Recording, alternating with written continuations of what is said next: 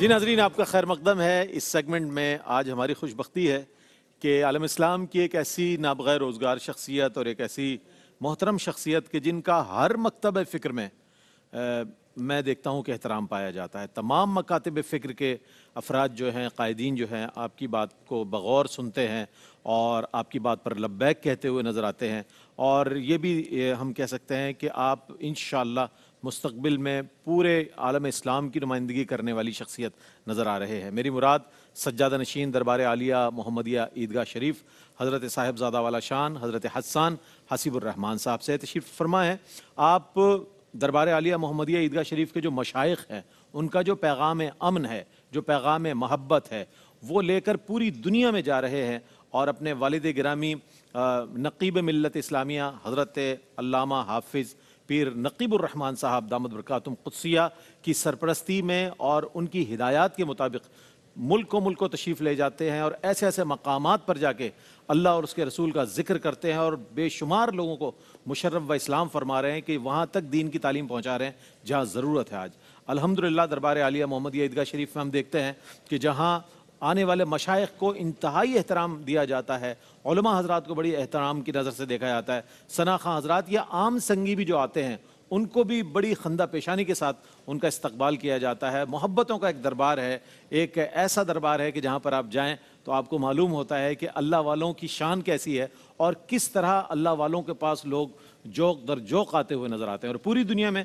دربار عالیہ محمدیہ عیدگاہ شریف کا پیغام پہنچانے والی شخصیت عالمی مبلغ اسلام صاحبزادہ والا شان حضرت صاحبزادہ حسان حسیب الرحمان صاحب تشریف فرمائیں۔ السلام علیکم ورحمۃ اللہ وبرکاتہ۔ خوش بختی ہے ہماری کہ آج آپ تشریف لائے، اور بڑا انتظار تھا، خواہش تھی کہ آپ تشریف لاتے ہیں، اور مرحبا مصطفیٰ کے فائنل میں آپ تشریف لائے، بڑا اچھا لگا۔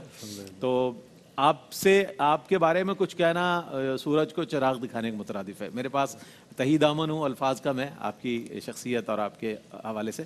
اچھا حضرت فرمائیے گا کہ جیسے ہی رمضان شروع ہوتا ہے تو وہی آیہ مبارکہ کہ یا ایھا الذین آمنوا کتب علیکم الصیام کما کتب علی الذین من قبلکم لعلکم تتقون، تاکہ تم متقی بن جاؤ۔ تو ماہ رمضان اب رخصت ہو رہا ہے ہم سے، تو آپ کیا فرمائیں گے کہ ہم آج یہ کہہ سکتے ہیں کہ ہم متقی ہو گئے، چونکہ رمضان تقریباً گزر گیا، آج 28واں روزہ ہے، کیا فرمائے گا اس حوالے سے؟ بسم اللہ الرحمن الرحیم، الصلاۃ والسلام علیک یا رسول اللہ۔ جزاک اللہ حضرت، اور ماشاءاللہ جس خوبصورتی کے ساتھ آپ پورا مہینہ یہ پروگرام لے کے چلتے ہیں، اور علماء جلوہ گر ہوتے ہیں، اور جس عنوان پر بھی گفتگو کرتے ہیں اس میں بھرپور ارکریزی کر کے امت کی رہنمائی کے لیے مواد مہیا کرتے ہیں۔ اللہ تعالیٰ آپ کو اس پر اجر دے، بڑا خوبصورت انداز ہے، بڑی نواز۔ اور ہمارے حاجی صاحب کو، فیائی صاحب کو، پوری ٹیم کو جو ہے AIY کی، اللہ تعالیٰ اس میں مزید برکت عطا فرمائے۔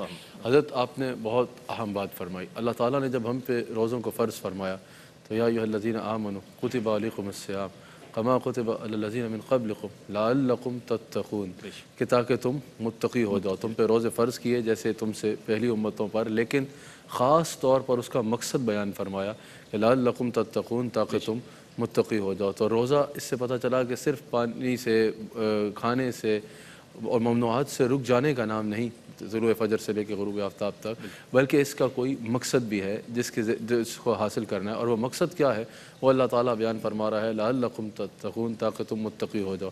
بہت اہم بات کی طرف آپ نے اشارہ فرمایا کہ ہم سب کو اس وقت اپنے حال پر نظر ڈال کے یہ دیکھنا ہے کہ کیا ہم نے روزے تو رکھ لیے لیکن وہ مقصد بھی اچیو کیا جس کے لیے روزے کو فرض کیا گیا۔ اب تقویٰ ہے کیا؟ سب سے بڑھ کے پہلے تو یہ جاننا ہوگا نا۔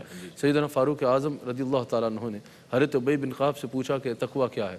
انہوں نے عرض کی کہ یا رسول اللہ، یا امیر المؤمنین، یہی سوال میں نے رسول اللہ صلی اللہ علیہ وسلم سے خود کیا تھا کہ تقویٰ کیا ہے؟ تو کہا حضور نے کیا فرمایا؟ کہا حضور نے فرمایا کہ کبھی تم ابی بن کعب کانٹوں والی جھاڑی سے گزرے ہو؟ کہا یا رسول اللہ گزرا ہوں۔ کہا کیسے گزرتے ہو؟ کہا پوری کوشش ہوتی ہے کہ لباس کو ایسے بچا کے گزروں کہ کوئی کانٹا میرے لباس پہ نہ لگ جائے، میرے لباس کو نقصان نہ پہنچے۔ حضور نے فرمایا جیسے کانٹوں کی جھاڑی سے گزرنے والے کو لباس کی فکر ہوتی ہے، متقی کو دنیا سے گزرتے ہوئے اپنے ایمان کی ایسے فکر ہوتی ہے جیسے وہ کانٹوں سے اپنے آپ کو بچاتا ہے، یہ گناہوں سے اپنے آپ کو بچاتا ہے۔ یہاں حضور نے گناہوں کے جو مواقع ہیں ان کو کانٹوں کی مثال دی کہ ایک صاحب ایمان کی یہ شان ہوتی ہے کہ وہ دنیا سے گزرتا ہے تو جس طرح وہ کانٹوں سے لباس بچا کے گزرتا ہے، یہ گناہوں سے اپنے آپ کو بچا کے گزر جاتا ہے۔ اس میں حضرت میں جو سب سے پہلے جس کے ذریعے ہم جان پائیں گے کہ کیا ہم نے وہ حاصل کیا یا نہیں اور کیسے حاصل کر سکتے ہیں، لعلکم تتقون کا روزے کے ساتھ تعلق کیا ہے کہ تاکہ تم متقی ہو جاؤ۔ جب انسان روزہ رکھتا ہے، بھوک اور پیاس کی شدت ہوتی ہے، جب بالکل بھوک اور پیاس سے نڈھال بھی ہو رہا ہو، انسان چھپ کے بھی پانی نہیں پیتا۔ انسان جتنا گناہگار سے گناہگار انسان بھی کیوں نہ ہو، اگر اس سے کوئی کہے کہ چھپ کے پانی پی لو، یا اس کا اپنا دل کرے کہ اس وقت تو کوئی مجھے نہیں دیکھ رہا نا کہ میں نے روزہ رکھا ہے، چھپ کے پانی پی لیتا ہوں، چھپ کے کچھ کھا لیتا ہوں، وہ ایسا بھی نہیں کرتا۔ کیا تصور ہوتا ہے کہ لوگ تو نہیں دیکھ رہے، کھا لوں، اس میں کیا حرج ہے؟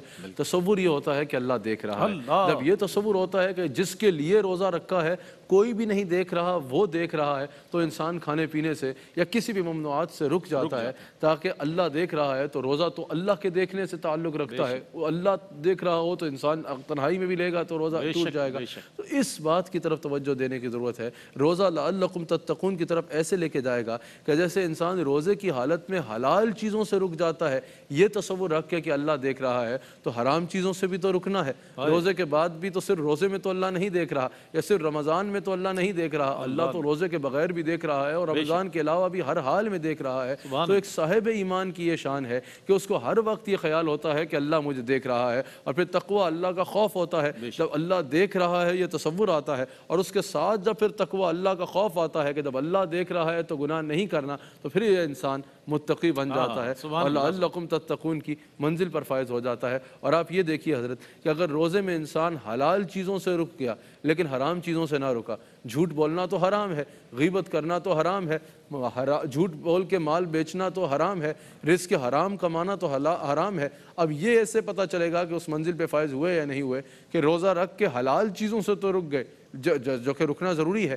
لیکن حرام چیزوں سے نہ رکے جن سے رکنا ہر حال میں ضروری ہے۔ تو پھر آپ بتائیے انسان لعلکم تتقون کی منزل پہ کیسے پہنچ سکتا ہے کہ اگر حرام چیزوں سے اور حرام اشیاء سے اپنے آپ کو نہ روک سکا۔ یہاں امام غزالی نے فرمایا، اگر کوئی دیکھنا چاہے کہ ہم اس مقصد تک پہنچتے ہیں یا نہیں پہنچے، تو امام غزالی فرماتے ہیں کہ انسان کی آنکھ کا بھی روزہ ہے۔ آنکھ کا روزہ یہ ہے کہ آنکھ بد نگاہی نہ کرے۔ انسان کا کان کا بھی روزہ ہے۔ کان کا روزہ یہ ہے کہ کان اللہ کی نافرمانی نہ سنے، غیبت نہ سنے، فوش کلامی نہ سنے۔ زبان کا بھی روزہ ہے، زبان جھوٹ نہ بولے، زبان غیبت نہ کرے، زبان فوش کلامی نہ کرے، زبان کسی کا تکلیف نہ دے۔ ہاتھ کا بھی روزہ ہے کہ ہاتھ گناہ نہ کرے۔ پاؤں کا بھی روزہ ہے کہ پاؤں گناہ کی طرف چل کے نہ جائیں۔ جب انسان ان چیزوں پر پورا اترے گا، اس طرح اپنے آپ کو روزے میں اس طرح اپنے آپ کے عمل کو بھی سجائے گا کہ اللہ تعالیٰ کی نافرمانی سے رک جائے گا اور اللہ تعالیٰ کی فرما برداری میں دن گزارے گا، تو یقیناً پھر یہ وہ ہے کہ جس کو لعلکم تتقون کی منزل پر فائز کہا جا سکتا ہے۔ اور اس پر آخری بات یہ عرض کروں گا کہ حضور علیہ السلام نے روزے کی جتنے فضائل بیان فرمایا جس نے ایمان اور احتساب کے ساتھ روزہ رکھا، لیلۃ القدر کی فضیلت فرمائی تو فرمایا جس نے ایمان اور احتساب کے ساتھ قیام کیا۔ اب ایمان کے ساتھ تو روزہ ٹھیک ہے کہ ایمان والا روزہ رکھ رہا ہے، لیکن یہ احتساب کے ساتھ روزہ کیا ہے؟ احتساب یہی ہے کہ جب روزے میں یہ تصور ہے کہ اللہ دیکھ رہا ہے، کوئی حلال چیزوں کے قریب بھی نہیں جانا کیونکہ اللہ دیکھ رہا ہے، اس سے روزہ ٹوٹ جائے گا کیونکہ وہ دیکھ رہا ہے۔ تو انسان اس وقت احتساب اپنا کرے کہ میری زندگی میں کون کون سی ایسی چیزیں ہیں جو میں کرتا ہوں اور اللہ دیکھ رہا ہے، جو حرام ہیں، جن سے اللہ نے روکا، جن سے رسول اللہ صلی اللہ علیہ وآلہ وسلم نے روکا، میں ان چیزوں کو اپنی زندگی سے نکال کے باہر پھینکوں۔ جب انسان روزے میں اس طرح کی نیت کرے گا اور اس طرح گناہوں سے بچ کے رہے گا تو یہ وہ خوش نصیب ہے جس کو کہا جا سکتا ہے کہ یہ لعلکم تتقون کی منزل پہ فائز ہو گیا۔ ورنہ مصطفیٰ جان رحمت صلی اللہ علیہ وآلہ وسلم کی اپنی بعض حدیث موجود ہے۔ حضور علیہ السلام ارشاد فرماتے ہیں کہ بعض روزے دار ایسے ہیں کہ جنہیں روزہ بھوک اور پیاس کے سوا کچھ بھی نہیں دیتا، یعنی جو روزہ رکھ کے بھی اللہ کی نافرمانی کرتے رہے، روزہ رکھ کے بھی اللہ اور اس کے رسول صلی اللہ علیہ وآلہ وسلم کے احکامات پر عمل نہیں کیا، روزہ رکھ کے بھی گناہوں کی طرف ہی مائل رہے۔ فرمایا کہ اللہ تعالیٰ کو کچھ لوگ روزے دار ایسے ہیں جن کو روزہ بھوک اور پیاس کے سوا کچھ نہیں دیتا۔ فرمایا جس نے جھوٹ بولنا اور اس پر عمل کرنا نہیں چھوڑا، اللہ تعالیٰ کو اس کے بھوکے اور پیاسے رہنے کی کوئی حاجت نہیں ہے۔ تو یہ ہمیں بالکل جو آپ نے توجہ دی رمضان کی اس آخری راتوں میں، بالخصوص لیلۃ الجائزہ آنے والی ہے، جب چاند رات آتی ہے تو لوگ سمجھیں آج چھٹی کا دن ہے، اب بس چھٹی منانی ہے، بازاروں میں جا کے جو دل آئے کرنا ہے. یہ چھٹی کا دن نہیں ہے, یہ جزا کی رات ہے. ہمیں اس میں اپنے آپ کے اعمال کی طرف نظر ڈال کے ضرور سوچنا ہے کہ اس رمضان میں کیا جس طرح آپ نے فرمایا کہ ہم اس منزل پر فائز ہوئے یا نہیں ہوئے, اس منزل پر لعلکم تتقون کی منزل پر فائز ہونے کی دلیل یہ ہوگی کہ گناہوں کی نفرت دل میں آ جائے. جو 4 چیزیں داتا صاحب نے بیان فرمائی کہ قبولیت توبہ کی 4 نشانیاں ہیں اور 4 شرائط ہیں. سب سے پہلے گناہوں پہ ندامت ہونا, پھر گناہ دوبارہ نہ کرنے کا پکا ارادہ ہونا, پھر ندامت کے ساتھ بار بار اللہ تعالیٰ سے معافی مانگتے رہنا, اور پھر گناہوں کی نفرت دل میں آ جانا. اگر یہ 4 چیزیں آپ میں آ گئی ہیں تو پھر مبارک ہو, اللہ تعالیٰ نے یقیناً اس کی رحمت سے امید ہے کہ اس منزل پہ فائز. سبحان اللہ, کیا رونما اصول آپ نے ارشاد فرمائے. تقوی پر گفتگو فرمائی, خالصتاً تقوی جو مطلوب ہے, مقصود ہے.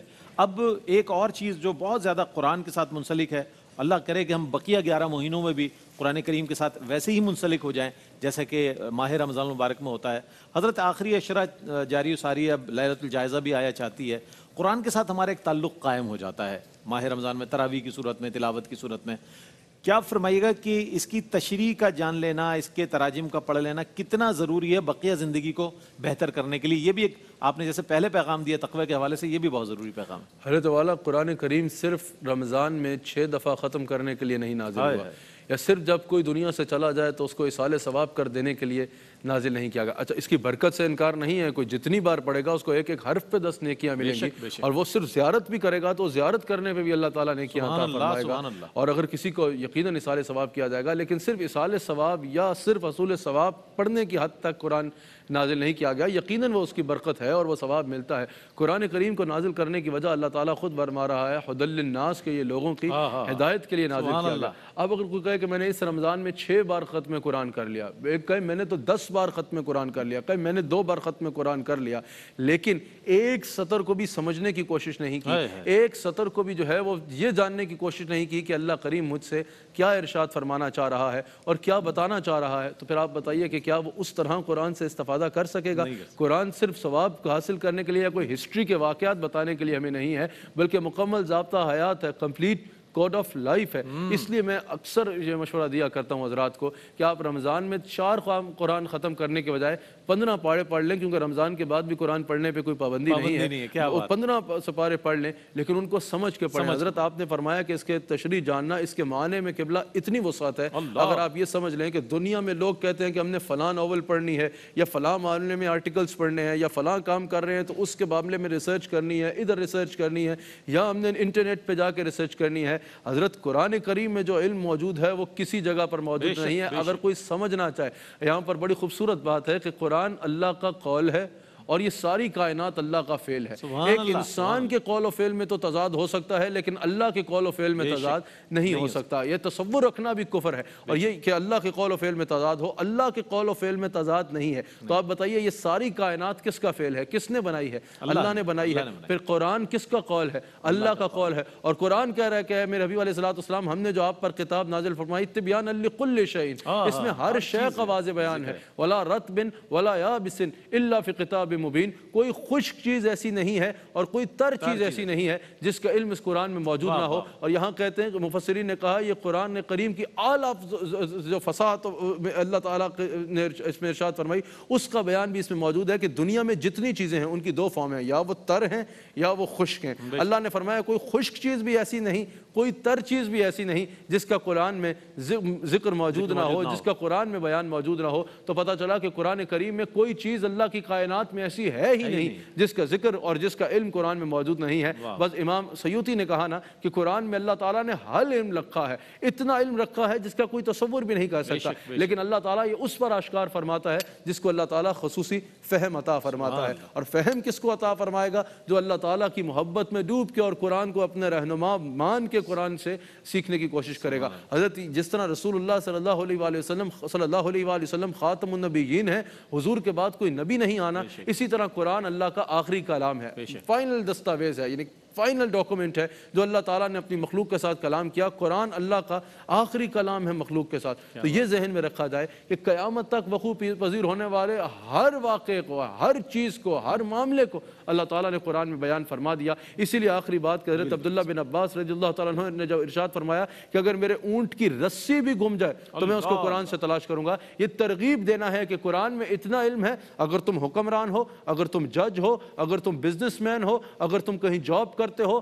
اگر تم فیملی کا ہیڈ ہو, یا تمہیں دنیا میں قرآن سے صرف تم نے نماز, روزہ, حج, زکوٰۃ نہیں سیکھنا, قرآن سے تم نے صرف دین نہیں سیکھنا, دنیا کے جس معاملے کے بارے میں تم اگر علم چاہو گے قرآن کو کھولو گے اور اس کے لیے اپنے دل کا دروازہ کھولو گے تو اللہ تعالیٰ کا کلام تمہیں اس کے لیے رہنمائی ارشاد. سبحان اللہ سبحان اللہ. میں نے قبلہ صاحب, ہم عقیدت سے قبلہ صاحب ہی کہتے ہیں, حضرت کے 3 گھنٹے کے بیانات بھی دیکھیں. آپ یقین کریں ہزاروں کا, لاکھوں کا مجمع ہوتا ہے, لیکن اس میں ایک لمحے کے لیے بھی جنبش نہیں آتی. اس قدر کلام میں آپ کے بلاغت ہے, اتنی اثر انگیزی ہے. یہ بزرگوں کا فیض ہے آپ کے سلسلے کا. حضرت حاجی حافظ عبد الکریم رحمۃ اللہ تعالیٰ علیہ کا فیض ہے, آپ کے والد گرامی کا فیض ہے جو جاری و ساری ہے اور پوری دنیا میں جا رہا ہے. ایک مختصر سا وقفہ ہے, وقفے کے بعد لوٹتے ہیں, سلسلہ کلام کو یہیں سے جوڑیں گے. آپ ہمارے ساتھ رہیے گا. جی جناب, آپ کا خیر مقدم ہے اور آج ہمارے ساتھ موجود ہیں سجادہ نشین دربار عالیہ محمدیہ عیدگاہ شریف حضرت صاحب زادہ والا شان حضرت حسان حسیب الرحمن صاحب دامت برکاتہم قدسیہ تشریف فرما ہے. تقوی کے موضوع پر بہت خوبصورت کلام فرمایا آپ, مختصر اور جامع, اور اسی طرح قرآن سے جو ہمارا تعلق ہونا چاہیے اس پر کلام فرمایا. یہ آج کا جو اس عہد کا جو سب سے بڑا سوال ہے, چونکہ آپ کا پوری دنیا میں آپ کے اسفار ہیں اور آپ ایڈریس کرتے ہیں نوجوانوں کو ایڈریس کرنے کا مطلب یہ کہ پوری نسل کو آپ ایجوکیٹ کر رہے ہیں. حضرت یہ فرمائے گا کہ قرآن جو ہے کس طرح نوجوانوں کو خطاب کرتا ہے اور کہ ہمارا اس زمانے کا قرآن سے جو تعلق ہے. لوگ کہتے ہیں 1450 سال پہلے کی کتاب ہے جناب, آج ہمیں ہمارے مسائل کیسے اس میں سے ملیں. کیا فرمائیے گا؟ میں چاہتا ہوں, آپ کا بہت بڑا ویژن ہے اور آپ بہت اس پر کلام فرماتے ہیں. حضرت قرآن ہر دور کی کتاب ہے. میں نے جیسے ابھی آخری سوال میں آخری میں عرض کیا کہ قرآن جو ہے کیونکہ اللہ کا فائنل کلام ہے مخلوق کے ساتھ, تو قیامت تک اب کوئی علم یا کوئی بات یا کوئی دور ایسا نہیں ہے جس میں قرآن رہنمائی نہیں کر رہا. افلاطون بڑا مانا جاتا ہے جن کی وجہ سے اس کو افلاطون کہا گیا. فلکیات میں جس معاملے میں اس نے اپنی تحقیق پیش کی اس کو افلاطون کہا گیا. لیکن آج اگر آپ میٹرک کے بچے سے بھی پوچھیں گے, آج اگر سائنس پڑھنے والے سے پوچھیں گے تو اس کو مانا جائے گا, لیکن وہ اس کی ہر چیز کو مسترد کر دے گا. قرآن وہ واحد کتاب ہے کہ ہر آنے والا دور میں جو قرآن پڑھے گا قرآن اس کے آگے حیرت کے باب کھولتا چلا جائے گا. مصطفیٰ جان رحمت صلی اللہ علیہ وسلم نے ارشاد فرمایا کہ قیامت تک میری امت کے علماء قرآن سے سیراب ہوتے رہیں گے, لیکن اس کے عجائبات ختم ہونے کا نام نہیں لیں گے. یعنی ہر دور کے علماء ہوں گے, قرآن ایک ہے. ہر دور کے علماء ہر دور کا مسئلہ جب قرآن سے جانچنا چاہیں گے, قرآن سے جاننا چاہیں گے, تو قرآن ان کی وہ رہنمائی کرے گا کہ لوگوں کے آگے حیرت کے باب کھلتے چلے جائیں گے. کوئی وقت ایسا نہیں ہے, کوئی علم ایسا نہیں ہے جو قرآن میں موجود نہ ہو. قرآن کریم اللہ تعالیٰ کی وہ کتاب ہے کہ 1450 سال بعد بھی آج کو یہ نہیں کہہ سکتا کہ یہ 1450 سال پرانی کتاب ہے یا 1450 سال پرانی بات ہے. آج ڈے اینڈ ایج کے ساتھ قرآن ریلیٹ ہوتا نظر آئے گا. حضرت اگر آپ سائنس اور قرآن ہی نوجوان اگر اس موضوع پر کلام کریں, حضرت میں پوری دنیا میں کیونکہ سفر کرتا ہوں الحمدللہ, اور ہر سال دنیا کے مختلف ممالک میں نان مسلم کنٹریز میں بڑے اجتماعات ماشاءاللہ الحمدللہ دین کی تبلیغ کے لیے جاتا ہوں. نوجوانوں سے میرا واسطہ رہتا ہے. حضرت کئی نوجوان ایسے ہیں, ہزاروں کی تعداد میں نوجوان ایسے ہیں جو قرآن اور سائنس کے عنوان کو پڑھ کے اسلام قبول کرتے چلے جا رہے ہیں. مثال کے طور پہ ایک بات کی جاتی ہے, اگر ڈے اینڈ ایج کے ساتھ قرآن کی سینکڑوں ہزاروں باتیں ایسی ہیں جن پر آج جدید محققین جو ہیں وہ کلام کر رہے ہیں کہ دیکھو قرآن آج کے دور کے ساتھ بھی کیسے میچ ہو رہا ہے. ان میں سے ایک پہلو صرف قرآن اور سائنس ہے. اگر ہم اس کو دیکھیں صرف ایک پہلو قرآن اور سائنس ہے.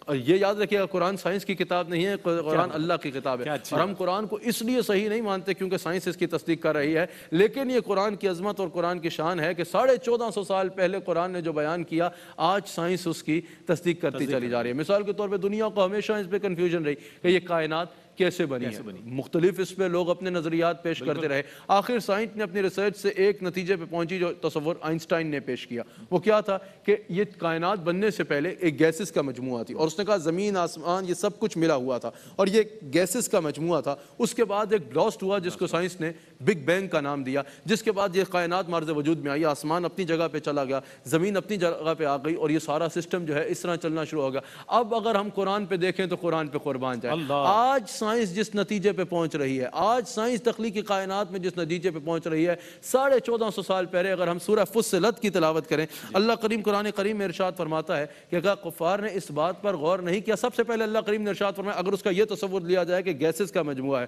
اللہ کریم نے ارشاد فرمایا کہ اللہ آسمان کی طرف متوجہ ہوا اس حال میں کہ وہ دخان تھا، وہ دھواں تھا۔ اب سورہ فصلت کی آیت نمبر 11 میں اللہ فرما رہا ہے کہ اس حال میں تھا آسمان کے آسمان دھواں تھا، اللہ تعالیٰ نے فرمایا کہ وہ دخان تھا، وہ دھواں تھا، اور آئنسٹائن آج کہہ رہا ہے کہ یہ کائنات بننے سے پہلے گیسز کا مجموعہ تھی۔ پھر اللہ کریم ارشاد فرماتا ہے کہ کیا کفار نے اس بات پر غور نہیں کیا؟ سورہ انبیاء کی آیت نمبر 30 میں اللہ نے فرمایا کیا کفار اس بات پر غور نہیں کرتے کہ یہ زمین اور آسمان یہ سب ملے ہوئے تھے اور ہم نے ان کو الگ کیا؟ اب قرآن یہ تصور بیان فرما رہا ہے کہ یہ دخان تھا، دھوئیں کی طرح تھا، زمین اور آسمان ملے ہوئے تھے، ہم نے ان کو جدا کیا، اور اب آئنسٹائن بگ بینگ کے نتیجے میں یہ تصور لے کے آ رہا ہے کہ یہ سب اکٹھا تھا، گولا نما تھا، پھر ایک بگ بینگ ہوا جس سے زمین اپنی جگہ آ گئی اور آسمان اپنی جگہ چلا گیا۔ سائنس والے اس کو پڑھ کے نئی بات سن رہے ہیں اور ان کے لیے یہ تحقیق نئی تحقیق ہے، لیکن قرآن کا عالم یہ سن کے بھی کہے گا صدق اللہ العظیم۔ تمہیں آج پتہ چل رہا ہے 1450 سال پہلے قرآن میں اللہ تعالیٰ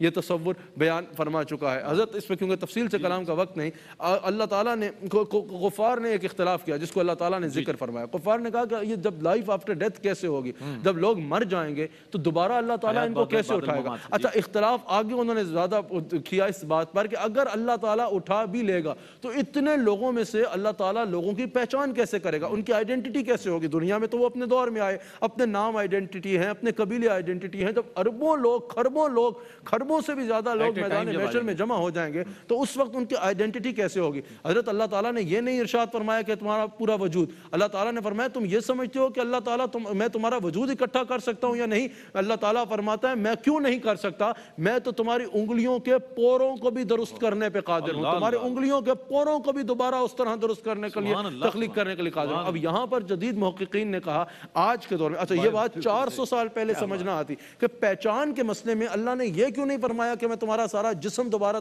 ٹھیک کرنے کے لیے قادر ہوں؟ اللہ نے یہ کیوں نہیں فرمایا کہ تمہارا دماغ، تمہارا سر، تمہارا چہرہ اسی طرح دوبارہ بنانے پہ قادر ہوں؟ اللہ نے یہ کیوں فرمایا کہ تمہاری فنگر ٹپس، انگلی کے پوروں کو قرآن میں اللہ فرما رہا ہے دوبارہ اسی طرح درست کرنے پہ قادر ہوں؟ 300 سال بعد رئیس صاحب یہ بات سمجھ نہ لگتی، پہلے 200 سال پہلے بھی یہ بات سمجھ نہ لگتی، لیکن آج سے 100 سال سے زیادہ عرصہ ہوا ہے کہ دنیا نے یہ بات سمجھی کہ اس دنیا میں ایک شکل کے 4 لوگ ہو سکتے ہیں، ایک آواز کے 4 لوگ ہو سکتے ہیں، ایک مزاج کے 4 لوگ ہو سکتے ہیں، لیکن اس پوری دنیا میں فنگر پرنٹس کسی ایک کے 2 نہیں ہو سکتے۔ دنیا نے آج مانا اور اتنا مان لیا کہ اب اگر کوئی 1 ارب کا اثاثہ بینک میں رکھتا ہے وہ وہاں تالا نہیں لگاتا، اپنا فنگر پرنٹ شو رہتا ہے، اس کو یقین ہے کہ دنیا میں کوئی اس فنگر پرنٹ کا دوسرا آدمی نہیں ہوگا۔ ایئرپورٹ پہ دنیا میں اب جو جدید دنیا ہے وہاں پر پاسپورٹ چیک ہی نہیں کیے جاتے، وہاں امیگریشن پہ ایک مشین لگی ہوتی ہے، آپ اس پہ انگلی رکھتے ہو، آپ کے فنگر پرنٹ سے ان کا سارا ڈیٹا ان کے سامنے آ جاتا ہے۔ ان کو اپنی امیگریشن پہ اتنا یقین ہے کہ ایک فنگر پرنٹ کا دوسرا بندہ دنیا میں نہیں ہو سکتا۔ دنیا آج یہ سمجھ رہی ہے 1450 سال پہلے پہچان کے سوال میں اللہ تعالیٰ انسان کے لیے اس پر فکر کا باب کھول رہا ہے کہ پہچان کیسے کروں گا، میں تو تمہاری فنگر ٹپس کو بھی دوبارہ درست کرنے کے لیے قادر ہوں۔ سائنس کے لیے یہ نئی تعلیم ہوگی، لیکن قرآن کا طالب علم کہے گا صدق اللہ العظیم۔ جب آج سے کچھ عرصہ پہلے سائنس نے یہ تحقیق پیش کی، 100 سال بھی نہیں ہوئے، سائنس نے کہا کہ یہ جو لوہا ہے یہ زمین کی پیداوار نہیں ہے، زمین کی معدنیات پر جو ہے وہ غور کیا اور کہا لوہا زمین سے نہیں آیا، یہ کہیں اور سے آیا ہے۔ کہا کہ شہاب ثاقب زمین پر اتنی زور سے مارا گیا کہ اس کے ذریعے جو ہے وہ لوہا زمین پہ پھیل گیا، پھر جو ہم زمین سے نکالتے ہیں اس کی یہ وجہ ہے کیونکہ ہزاروں سال پرانی بات ہے، انسان کے دنیا میں آنے سے پہلے تو اس میں جو ہے وہ زمین کی تہیں جمتی گئیں تو وہ زمین کے اندر چلا گیا۔ سائنس آج کہہ رہی ہے کہ ہم نے لوہا زمین کی پیداوار نہیں ہے، قرآن انزلنا الحدید پہلے کہہ رہا ہے کہ ہم نے لوہے کو لوگوں کے لیے زمین پر نازل کیا۔ اسی طرح کیونکہ اس کا وقت نہیں، پروگرام یہ خطاب تو نہیں، آپ کے سوال کا جواب عرض کر رہا ہوں، اللہ جب سائنس نے تخلیق ہے انسان کے اوپر کہ ماں کے پیٹ میں انسان کس طرح اس کی تخلیق ہوتی ہے. سائنس نے کہا کہ 3 پردوں میں جب مائکروسکوپ آ گئی, اس کے ذریعے ایمبریو کو دیکھا گیا, جنین کو دیکھا گیا, انسان نے کہا کہ 3 پردوں میں ماں کے پیٹ میں انسان کی تخلیق ہوتی ہے. سائنس یہ آج کہہ رہا ہے, اللہ نے قرآن میں 1450 سال پہلے بتا دیا کہ 3 پردوں میں یکے بعد دیگر تمہاری ماں کے پیٹ میں ہم نے تمہاری تخلیق کی. اور مفسرین سائنس کی تحقیق سے پہلے بتا چکے ہیں کہ پہلا پردہ ماں کا پیٹ ہے, دوسرا رحم مادر ہے, اور تیسرا وہ جلی جس میں بچہ لپٹا ہوتا ہے. پھر سائنس کہہ رہی ہے کہ 7 مراحل میں انسان کی تخلیق ہوئی. اللہ تعالیٰ نے یہ 7 مراحل پہلے بتا دیے. اللہ تعالیٰ نے ذکر فرمایا سب سے پہلے تمہیں پانی کی بوند کیا انسان کو ایک مضبوط ٹھہراؤ کے ساتھ, پھر اس پانی کی بوند کو جو ہے وہ خون کیا, پھر اس کو گوشت کا لوتھڑا کیا, پھر اس پہ جو ہے وہ ہڈی چڑھائی, پھر اس کو بوٹی کیا, پھر اس کی بوٹیوں پہ گوشت چڑھایا, اور پھر اس کو ہم نے نئی شکل دی. سائنس آج کہہ رہی ہے اسپرمیٹک لیکوڈ سب سے پہلے, پھر سائنس کہہ رہی ہے ایکسٹریکٹ آف کلے, سب سے پہلے ایکسٹریکٹ آف کلے, پھر جو ہے وہ پہلے مٹی کا ذکر اللہ نے فرمایا پانی سے پہلے, تو سائنس کہہ رہی ہے ایکسٹریکٹ آف کلے. پھر اللہ تعالیٰ نے پانی کا ذکر کیا تو سائنس کہہ رہی ہے اسپرمیٹک لیکوڈ. پھر اللہ تعالیٰ نے خون کا ذکر کیا تو سائنس کہہ رہی ہے ہینگنگ ماس. پھر اللہ تعالیٰ نے ہڈیوں کا ذکر کیا, گوشت کا ذکر کیا تو سائنس کہہ رہی ہے یہ مسکولر سسٹم اور اسکیلیٹن سسٹم. پھر اللہ نے قرآن میں فرمایا کہ ہم نے انسان کو نئی شکل دی, اور سائنس کے 7ویں ہے کہ نیو کریشن, جو آج سائنس بیان کر رہی ہے. جب یہ آخری جملہ ڈاکٹر مارشل کے سامنے یہ رکھا گیا کہ محمد رسول اللہ صلی اللہ علیہ وسلم نے یہ کہا, اس نے کہا یہ تو آج ہم نے مائکروسکوپ کے بعد یہ نتیجہ بیان کیا ہے, ان کے پاس لگتا ہے ہمارے سے بھی زیادہ کوئی مضبوط مائکروسکوپ پہلے سے موجود ہے. جب یہ بتایا گیا کہ مائکروسکوپ کی مدد سے نہیں, انہوں نے تو یہ 1450 سال پہلے بیان کیا اور کہا یہ اللہ کا کلام ہے. کہا اگر 1450 سال پہلے انہوں نے یہ بیان کیا اور وہ کہہ رہے ہیں یہ اللہ کا کلام ہے, تو میں ایمان لاتا ہوں کہ وہ کلام اللہ کا کلام. سبحان اللہ, سبحان اللہ, سبحان اللہ. آئیے اب اس مرد قلندر کی بات کریں, اس مرد درویش کی بات کریں. اللہ اکبر, کہ جو بہت ویژنری پرسنالٹی ہیں. آپ کے والد گرامی حضرت نقیب ملت اسلامیہ حضرت قبلہ پیر نقیب الرحمن صاحب دامت برکاتہم قدسیہ. ہم جب جاتے ہیں دربار شریف تو میں نے ایک سرد موسم میں دیکھا, آپ کھلے مطلب مزار شریف کے باہر کھلی سی جگہ ہے, آپ گئے ہو تو دیکھا ہوگا, سخت سردی کا عالم ہے, شال آپ نے لی ہوئی ہے اور بہت سارے آپ کے سامنے مریدین بیٹھے ہیں. میں نے جب دیکھا, میں گیا دستبوسی کی, میں نے کہا حضرت اس سردی میں کہہ رہے ہیں بس یہاں یہ سب مل گئے, تو ہم ان کے ساتھ ہی ان کو تعلیم فرما رہے تھے. ان کا ویژن ایک ایسا ویژن ہے کہ وہاں مسلک اور مذہب کی میں نے وہ نہیں دیکھی تفریق, وہ سب کے ساتھ پیار محبت والا معاملہ. حضرت کے ویژن کے تحت ہم یہ جاننا چاہیں گے کہ اب تنظیمی کمیٹیاں آپ کی بڑی ماشاءاللہ بہت مربوط طریقے سے پورے پاکستان میں بلکہ پوری دنیا میں تقریباً یہ سارا کام ہو رہا ہے. ایک یہ کام, اور دوسرا المعہد المحمدی العالمی جو آپ کا ادارہ جو قائم ہوا, اس میں بھی میں نے دیکھا, خود سے میں گیا ہوں ماشاءاللہ, دیکھا وہاں طلباء کی تعداد, وہاں انگریزی میں تقاریر کر رہے ہیں بچے, عربی میں تقاریر کر رہے ہیں, قرآن کی تعلیم حاصل کر رہے ہیں. حضرت کا ویژن آپ اس کو امپلیمنٹ کر رہے ہیں فیلڈ میں, مطلب گراؤنڈ لیول.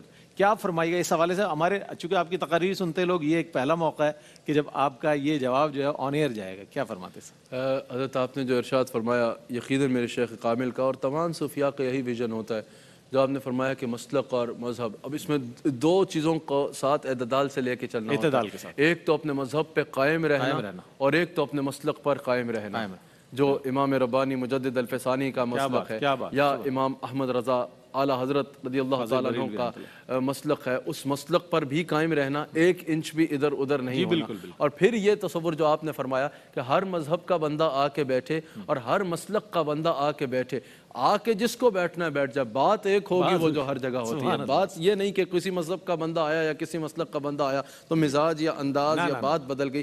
بات وہی ہے جو اپنے مریدین میں کرنی ہے یا اپنے ہم مسلک حضرات میں کرنی ہے. جس کا بھی جو بھی آئے بیٹھے سیکھے سنے اور اس کو وہ پیغام دیا جائے. جو صوفیاء کا طریقہ ہے کہ وہ یہ نہیں کہتے کہ فلاں جگہ پہ یہ کیوں آیا ہوا ہے, فلاں مذہب کا بندہ یہاں کیوں آ گیا, فلاں مذہب کا بندہ جو ہے فلاں اس طرح آ کے کیوں بیٹھ گیا, اس طرح آ کے کیوں بیٹھ گیا, یا فلاں مسلک کا بندہ کیوں آ گیا. او بھائی, کبھی اسپتال میں جا کے پوچھا کہ اسپتال میں مریض کیوں آئے ہوئے ہیں, یہ اتنے مریض کیوں جمع کیے ہیں؟ صحیح تندرست لوگ آئے, کہا اسپتال میں مریض آئے گا تو ٹھیک ہوگا نا. اسی طرح ان درسگاہوں میں, ان خانقاہوں میں, ان ذکر کی مجالس میں اگر دیگر مذاہب اور دیگر مسالک کے لوگ آئیں گے, صحیح پیغام لیں گے, تو اپنے نظریات اور عقائد کو درست کریں گے. اسی فکر کے مطابق جو ہے یہ المعہد المحمدی العالی عیدگاہ شریف میں جو ہے وہ ادارہ جو اس کا آپ نے ذکر فرمایا وہ قائم کیا, اور اس کو انشاءاللہ وہاں پر بھی بڑھانے کا اور پوری دنیا میں انشاءاللہ اس کی شاخوں کا انشاءاللہ سلسلہ بہت جلد ہمارا انشاءاللہ نظر آئے گا، اس کی بھی بنیاد یہی ہے کہ جہاں اس کو دینی علوم دیے جائیں وہاں اس کو عصری علوم دیے جائیں، اس کو فورن افیئرز بھی وہاں پڑھائے جائیں اور دیگر معاملات میں بھی اس کو ڈپلوماز کرائے جائیں، تاکہ جب وہ یہاں سے نکلے تو مخصوص موضوعات کو یاد کر کے زندگی اس پہ نہ بسر کرے، بلکہ جو ایک عالم کی، جو آج بھی علماء حق ہیں، جس طرح یہاں بھی آپ کے پاس بیٹھتے ہیں اور پوری دنیا میں جو علماء حق کا جو ماڈل ہے کہ ہر معاملے میں لوگوں کی رہنمائی کرنا، وہ اس میں رہنما اصول لوگوں کو بتا سکے۔ میں آپ کا بہت شکر گزار ہوں اپنی جانب سے، حاجی رؤوف صاحب کی جانب سے، الحاج محمد عامر فیاضی صاحب کی جانب سے اور پوری ٹیم کی جانب سے کہ آپ تشریف لائے، قدم رنجہ فرمایا، آپ نے رونق بخشی ہمارے اس رحمت سار کو۔ ایک بار پھر میں آپ کا بہت شکر گزار ہوں اور دعاؤں کی درخواست کے ساتھ کہ اللہ تعالیٰ آپ کی دعائیں ہمارے حق میں قبول و منظور فرمائے۔ ناظرین، بے حد خوشی کا موقع سمجھ لیں، عید سے پہلے ہمیں عیدی مل گئی، صاحبزادہ صاحب قبلہ صاحب تشریف لے آئے، تو ہمیں یہ سمجھ لیے ہمارے لیے بہت بڑے شرف کی اور عزت کی بات ہے۔ آپ نے وقت عنایت فرمایا، بے انتہا مصروفیات میں سے وقت آپ نے عنایت فرمایا اور آج کراچی تشریف لائے، ہمارے اسٹوڈیو تشریف لائے۔ ناظرین محترم، اس کے ساتھ ہی ہم آپ سے اجازت لے رہے ہیں۔ کل ایک اور ممکنہ شب قدر ہے اور تاقرات ہے، کل بھی انشاءاللہ آپ کی خدمت میں حاضر ہوں گے ان تمام سیگمنٹس کے ساتھ۔ کل تک کے لیے اپنے میزبان محمد رئیس احمد کو اجازت دیجیے، اللہ حافظ۔ ہے مومنوں کے دل کا اجالا شان رمضان، ہے مومنوں کے دل کا اجالا شان رمضان، ہے سارے مہینوں سے، ہے سارے مہینوں سے نرالا شان رمضان، ہے مومن